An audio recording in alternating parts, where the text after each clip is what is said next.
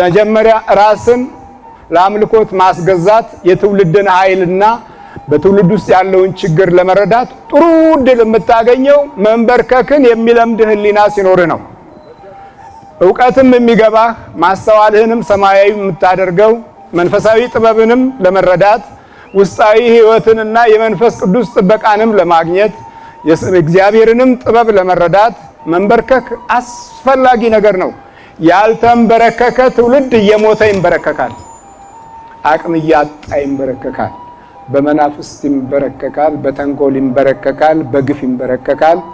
ውድቀት ብቻ ሲወድቅ ነው የሚንበረከከው፣ ዋጋ የለውም። ታዲያ ይሄ እዚህ የምታዩት ኃላፊነትን የመወጣት የአባትነትን ጸጋ ያወቀ ሰው ነው። በልጁ ጉዳይ ላይ ረጅም ዘመን ወደ ቤተ መንግስትም ወደ ቤተ ክህነትም ሄዷል፣ ግን ምንም መፍትሄ አላገኘም። መፍትሄ የሚሰጠው ኃያል በስጋ ተገለጠና በመካከላቸው ሲሄድ በፊቱ ላይ ሊቆም የሚችል መፍትሄ ሰጪ ብርቱ ጉልበት ያለው ጥበቡን የተረዳ ሰው ከመሆኑ የተነሳ ከዛ ራሱን በርከክ ካደረገ ብር አልሰጠም። መጀመሪያ የሰጠው ጉልበቱን ነው። እግዚአብሔር ጉልበታችንን ሰማይ ያርግልን። የተቸገርነው ጉልበተኞችን ነው። ስንት ጉልበተኞች በህይወታችን ዙሪያ ላይ ሲያደቡ ኖረዋል። ስንት ጉልበተኞች በኑሯችን ውስጥ በሐሳባችን ውስጥ በመንፈሳዊውም በስጋዊውም ዘመንን ጊዜን ተገን አድርገው ጉልበታቸውን ሁሉ ለጥፋት ያዋሉ ደስታን አላገኙም። ብዙ መከሩ፣ ጣሩ፣ ደስታ የሚጨበጥ እየመሰላቸው ብዙ ነገር አደረጉ፣ ቀሙ፣ ነጠቁ፣ አገበሰበሱ፣ ወደ ላይ ከፋሉ፣ ወጡ። አቤት ሲወረድ ደግሞ መከራው ያሳዝናል። ጠጡ፣ በሉ፣ ረኩ፣ ግን መርካትን ሳያውቁበት ሁሉም ነገር ውድም መሲል ታሪክም ህይወትም ዘመንም ጊዜም እንዳልነበረ ሲሆን አያሳፍርም። ስራቸውም አያሳፍርም። ድግሪታቸውስ፣ ባህሪያቸውስ፣ ቁመናቸውስ፣ ቋንቋቸውስ አያሳፍርም። የእግዚአብሔር ዜጋ ያልሆነ ሁሉ እንደዚህ ነው። ብዙዎቻችን በተናጠልም በወልም የወደቅንበትን ዘመናት ስናስተውለው ከባድ ነው። ይሄን ሰው እዚህ ጋር ስናይ የአባትነት ሞገሱ ሲገለጥ ለትውልድ ያለው ሐሳብ በውስጡ በኩል ሲመነጭ ጌታውን ከውስጥ አወቀው። ብዙዎቻችን ከውስጣችን አናቅም። ከላይ ብዙ እንጥራለን፣ እንደ ሀገርም እንደ ወገንም ብዙ እንፎክራለን። ግን ዋነኛውን የሰማይ ጉልበት እንዲሁም በሰማይ ዜግነት ውስጥ መንፈሳዊ በረከትን እና ኃይልን የህይወታችን አንዱ አካል ካላደረግነው ከባድ ነው። የዘመኑ ትውልድ አደገኛ ነው። የሚመራውን ነገር በሚቀጥለው እናያለን። በጉልበቱ ተንበርክኮ አለ። በጉልበቱ ነው የተንበረከከው። በምኑ ውስጡ የወደቀው ከጉልበቱ ጋር ነው። ብዙዎቻችን ስለማንሰግድ በረከት የለንም። ለዚህ ነው እናንተ እምነት የሌላችሁ ጠማማ ትውልዶች ያለው። መጣመምን ከዓለም ከትምህርት ከእውቀት ከፍልስፍና ሸመትንና ወደ ቤተ ክርስቲያን ስንመጣ ጉልበታችን እምቢ አለ። በጠላት እጅ የተያዘ ጉልበት በረከትን አያመጣም። በእውቀታችን ስለ በረከት ስንታገል ደሞዛችን አይበቃ፣ ኑሯችን አይበቃ፣ ጊዜያችን አይበቃ፣ በመጨረሻም እድሜያችን እንኳን የማይበቃ ሆነ። ምንም አይበቃም። እንታገላለን፣ መርካቱ የለም። ምንም ብንለው አልሆን ብሎ ሁላችንም በአንድ ድምፅ በዚህ እንስማማለን። ደክሜ ባዶ ነኝ። እግዚአብሔር ምሕረቱን ያብዛልን። ተምሬ ቁልቁል ነኝ የምንላቸው ቋንቋዎች ጥሩ አድማጭ ካገኘን እንዲህ አይነት ድምፅ እንሰጣለን። ኑሮዬ እኮ እታገለዋለሁ፣ ይታገለኛል፣ ማሸነፍ አቃተኝ የምንለው ነገር ሁሉ ብዙ ነው።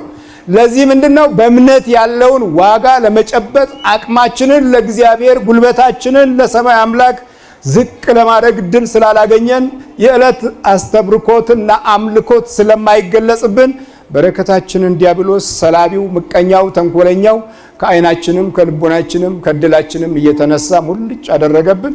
ይኸው የምንታገለው ለዕለት ኑሮና ለመኖር ነው። እሱም እምቢ እያለን ነው። ለምን? ሰማያዊ ዜግነትን አልጨመርንበትም። መድኃኒታችን ኢየሱስ ክርስቶስ ስለ ሰማያዊ ዜጋ ሊያስተምር መጣና እስቲ የዚህን አባት ድምፅ እንስማው። ጌታ ሆይ አለ። ከተንበረከከ በኋላ ነው። እሺ በርከክ በሉና ቤታችሁ የጸሎት ቦታ አላችሁ፣ መንበርከኪያ ካላችሁ ጎበዞች የዕለቱን ሰላቢ ትቃወሙታላችሁ፣ ከየሰው ላይ የሚመጣውን የምቀኛ መንፈስ ታባርሩታላችሁ። ህልማችሁም ራእያችሁም በጎ ይሆናል። ቀን ያሰባችሁት መልካምነት ሌሊትም ጊዜውንም ሲነጋም ብርሃኑን መልካም ያደርገዋል። ቀን የሰበሰብከው ነው የሚወለደው። እየሰማችሁ ቀን የሰበሰባችሁ አብሮ ይወለዳል። ምቀኛ ሆነ ከገባህ የሚወለደው ልጅ ምቀኛ ነው። ተንኮለኛ ሆነ ከገባህ፣ ሐሜተኛ የጥላቻ ሰው ሆነ ከተገባህ የሚወለደው ያንኑ የሚመስል እንደውም በእጥፍ ካንተ በላይ ክፉ ሆነ ነው። ያ ክፉ ነገር ነው ዛሬ ተወልዶ ቤታችንንም የሚያፈርሰው፣ መንገዳችንንም የሚዘጋው፣ ክብራችንንም የሚያዋርደው፣ ቤተ እግዚአብሔርንም የሚጠላው፣ ታሪካችንንም የሚያቃውሰው ያ እየተወለደ እኮ ነው። አልገባ ስላልን ነው። እምነት እንግዲህ እንዲህ አይነት ክፋት እንዳይወለድ መንበርከክ ይጠይቃል። ከተንበረከክ በኋላ እግዚአብሔር ላንተ በጣም ቅርብ ነው። መገዛት ነው። ዲያብሎስ አልገዛ ብሎ አይደል እንደ ወደቀው? አልገዛ ብሎ እኮ ነው። በርከክ ካለና ጌታ ሆይ ልጄን ማርልኝ። ማንም ማርልኝ? እየሰማችሁ ነው? ብዙዎቻችን ልጄን ማርልኝ በሚሉ ቤተሰቦች እጅ ውስጥ አልተወለድንም።